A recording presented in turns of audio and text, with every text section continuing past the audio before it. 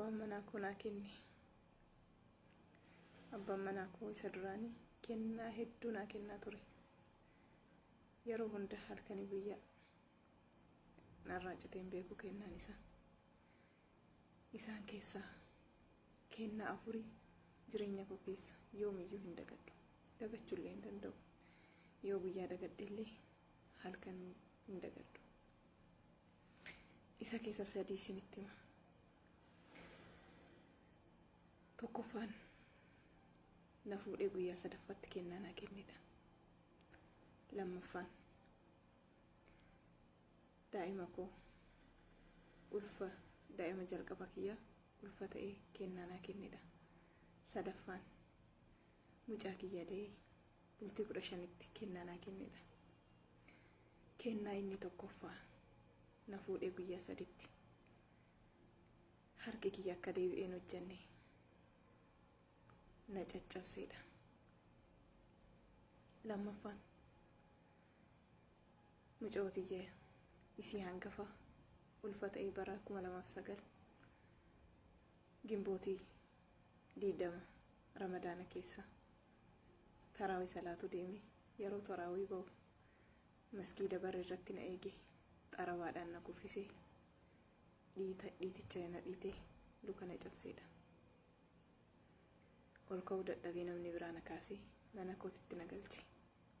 Gimbootii bultii 20 gimbootii bultii 24tti mucootiyya da'uuf hospitaala deeme.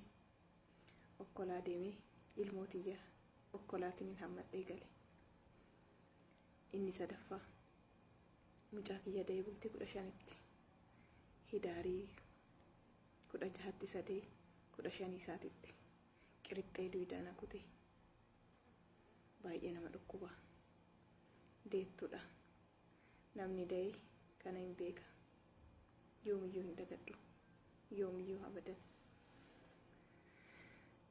Deettuu dhiigni irraa jigaa jiru qirixxeen duwidaa akkasii kutamee dubbatuuf namni isii dhaga'u hin jiru. Ilmoo isii guddisuudhaaf caccabxee achumatti lafatti hafte. Yeroo hedduu namatu ol na fuudhee ganna deebisa. Danda'een dhaabadhu ture. Waggaa hedduu duwida koo na dhukkubaa ture. Amma isaan wal gadhiisus seenaan inni narratti raawwate halkanii guyyaa ganna dhiisee hin beeku. Yeroo rafu yeroo ka'u seenaan na keessaa hin badu. Dhokachuudhaaf waa hedduu raawwadha. Seenaa dabarsee keessaa ba'uuf bakka hedduutti dhokadha. Garuu na dhiisee hin beeku. Dubartiin burcuqqoo qofaa miti. Dubartiin ija hin baddi. Madaan qaama kiyya fayyeera. Madaan onnee kootii fi sammuu kee abadan hin fayyu. Namoota meeqaa kami waan akka kiyyaa kana dabarsaa jirtan? Jaarsonni hoo haadha manaa keessan akkamitti horataa jirtan? Rabbiin subhaanahu wa ta'aalaa osoo sujuudni ilmoo namaatiif kahayyamamu taate abbaa manaa fayyamaa yeroo jedhu kabaja abbaa manaa argisiisuudhaaf malee dubartii gabroomsuufi miti. Wanti hunduu quraannis hadiisnis yoo dubbatamu waa hedduu ilaallateeti. Dubartiin garbaa miti. Harreen lubbuu qaba. Namoota meeqatu miidhaa akkana namarratti geessaa jirtan? Miidhamni nama keessaa hin banne, miidhamni abadan hin dagatamne namoota meeqa akka ta'umtu akkanatti dabarsaa jira. Ani namni nan hubatu dubartis ta'e dhiirris ta'e ana ta'uu bakka kiyya ta'uu hin danda'u. Dhibee kiyya naa dhibamuu hin danda'u. Na fayyisuu hin danda'u yoo rahmaan hin taate malee. Garuu minaalbaata yoo namni biraa dhaga'e xiqqoo waan natti wayyaa'u natti fakkaata. Maatiin koo nan hubatu. Hiriyyaan koo nan hubatu. Namni na cinaa jiru keessa kiyya seenee ilaaluu hin danda'u. Guyyaa hin kolfa. Halkan imimmaan xaragaa bula. Hariiroo kiyya fuulduraatiif maal akkana qunnamu hin beeku. Keessi kiyya madaadha. Madaan qaamni kiyya hunduu fayyeera. Keessi kiyya garuu yoomiyyuu hin fayyu. Isinis gorsa isiniif haa ta'u. Ilmoo namaa miidhurra faayidaan argamu takka illee hin jirtu. Nama hedduudhaaf sheernaa godha. Min halbaata badii akkanaatirra namni jiraata danda'a. Namni hedduun badii akkanaa raawwachuu danda'a. Haalli gargar ta'ullee namni hedduun miidhama akkasii namarratti geessuu danda'a. Garuu miidhamni waan qallaalii miti. Akka ammaa isinitti haasa'u kanaa miti. Hedduu nama dhukkuba. Kanaaf dubartoota waa'ee akka kiyyaa kana dabarsaa jirtaniif dabarsitanillee Rabbiin nu hundaa. Nagaan nagaan isiniif haa baay'atu. Nagaan Waaqayyoo akkam jirtu hordoftoota Abbee Miidiyaa jirra jirtu hundumti keessanuu baga jiraattan jecha. Sagalee obboleettii keenyaa kana dhaggeeffattan jedhee yaada. Dhugaa dubbachuuf waan baay'ee nama gaddisiisu keessaa tokko isa kana jechuudha. Obboleettiin kun abbaa manaa isheetiin miidhamte sagalee ishee dhaggeeffattan jedheetuma yaada. Dhugaa madusaa dubbachuuf taananii dubartoonni jechuudha miidhaawwan baay'ee namarra gaha. Miidhaan akkana dubartoota irra gahu ooluu dhaabbatee maal qaba? Dhugaa dubbachuuf amma haadholeen keenya mi'a aarsaa isaan namarratti kaffalan gaafa ilaaltanii hagammaas itti dhaga'ama. Maal abboo gamma feete yoo ishiinis gaarii ta'uu baatte yoo warra ishiitirraa fuudhe miti namni eega nama fuudhee wajjin jiraachuuf miti nagaadhaan namni tokko gaafa mana dhaabbatu koo mana nagaa dhaabbachuuf maaltu qaama ishee hir'isuu maaltu yeroo ishiin deessee ciiftu waan ta'e irratti raawwachuu geessa maal qaama isaa nagaa qaama ishee nagaa yoo biyyaa maatii ishee biraan ga'e maal qaba maaliif namni maalumaafuu agafee maatii yoo dhabe firallee hin dhabdu jechuudha. Haati kuni mee agartanii aarsaa haatoleen keenya nutti kaffalan dhugaa Waaqayyoo mee hubadhaa laala aarsaa isaan nutti kaffalan osuma dhaanamanuu osuma dhiitamanuu osuma lubbuun isaanii darbuudhaaf jirtuu isaan immoo gachuu jechuudha. Ijoollee keenya guddifannaa jedhanii amma kana aarsaa nurratti dabarsuu jechuudha. Mee meeqa keenyattuu haadha keenya yaadata? Mee meeqa keenyattuu dhugaa dubbachuuf haadha keenya ishee nu dhaltee ishee nu guddiftee ishee dhammee eenyutu dura kennaa jirra? Keessatti ijoolleen biyya ormaa jirru kuni mee haadholii keenya biyya keessatti yeroo jiran kana haadha keenyaa mee akkamitti yaadansa jirra? Abbaan isin yaadatama jechuuf miti namni tokko yoo nama karaarraa goree nama Waaqayyoo karaarraa isa golchee namni hundi tokko miti jechuudha. Abbaan isin jira kan ilmoo ofiitii raarra'u jechuu kan ilmoo ofii guddifachuuf akka barbaadetti caccabu jechuudha. Kun immoo agartaniirtu waan inni dubartii kana irratti raawwate jechuudha.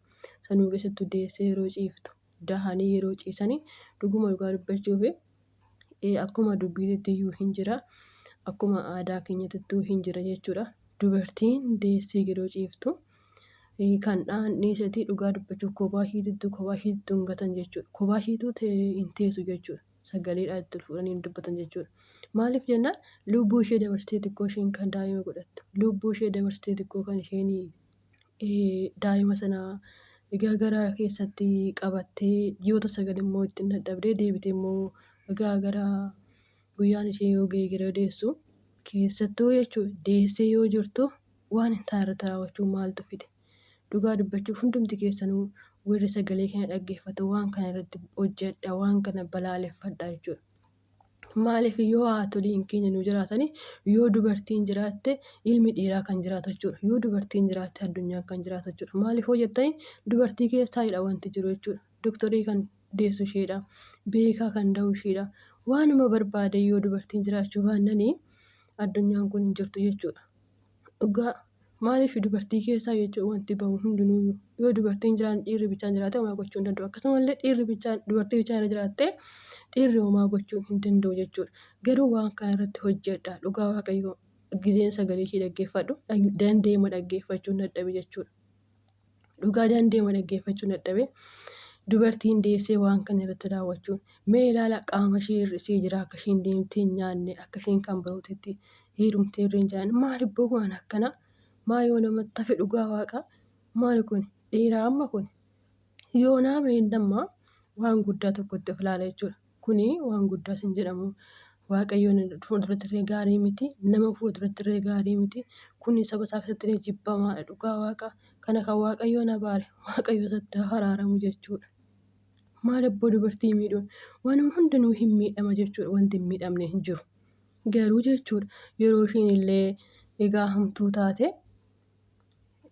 gara maatii ishee deebisuu yoo danda'e gorsuudha malee maali kan yeroo ishiin deessee ciiftuu dugda ishee kutuun yeroo ishiin immoo keessattuu gara mana amantaa deemtu mana amantaa fuulduratti waan ishiin irratti raawwateetti. Dhugaa waaqayyo kun amantaa saniifis ulfina hin qabu, biyyaafis ulfina hin qabu, maatii isaatiifis ulfina hin qabu, ilmoo isaa saniifis ulfina hin qabu. Kun maal akka jedhamu beeku jechuudha. Dhugaa baay'ee na gaddisiise. Waaqayyo nama akkana kana dhugaa nurra haa qabu. Keessattuu warra dubartootaa jechuudha. Dhuguma maaliif jennaan dubartiin waa baay'eetu miidhamti dubartiin. Dubartoonni waa baay'ee miidhamu jechuudha. Dhugaa yeroo dayyisaa hin miidhamu. Maal baqqaa baay'ee miidhamni dubartootaa baay'eedha. Dhagaa abbaa manaa gaarii hin qabaanne maalii godhee heerumu dhugaa waaqayyo. Akkana yeroo jedhu immoo heeruma nu dha'uu itti naan jedhaa garuu dhugaa baay'ee nama gaddisiisa waan jedhan nama wallaalcha jechuudha. Hanqina dubartiin tun kan waa rakkattu malee waa baay'ee dhibbattu malee jechuudha. Dubartiin itti dhaga'amu malee baaftee miidiyaarra hin baatu jechuudha. Dhugaa maaliif waan baay'ee himadhee na keessa darbaa laataa narraa hir'ataa laataa kan jettudha malee keessattuu dubartiin abbaa manaa isheedha. Osuma gaarii ta'uudha baatee gaariidha jetti. Dhugaa abbaa manaa eegatee fi boodatti abbaa manaa ishee eegatee boodatti dhugaa oduma hamaadhaa ta'eetu hamaadhaan jettu jechuudha. Maaliif mana ishee sana guddifachuuf ijoollee sana guddifachuuf adagaa mi'a keessa dabartii jechuudha. Rakkina mi'a keessa dabartii jechuudha. Kanaafuu warroonni jechuudha yoo fuutan dubartoota miidhan hin fuudhan haadhisaa maal godhii fuutu dubartii. Ofii keessaniifuu sammuu keessan nagaa miti. Dhugaa osoo sammuun nagaa hin ta'e mana ijaarrachuu dandeessu. Sammuun nagaa hin ta'e dubartii kunuunsuu dandeessu. Kan isheen deessu sana guddisuu dandeessu. Amma daa'imti dhalatu anumaa akka isaati. Maaliif jennaan yoo abbaan gaarii ta'e daa'imti sun illee gaarii taate. Oduma daa'imti nuu gaarii taate kan abbaa inni godhu ilaalaa guddatti waan ta'eef kuni gaarii miti jechuudha.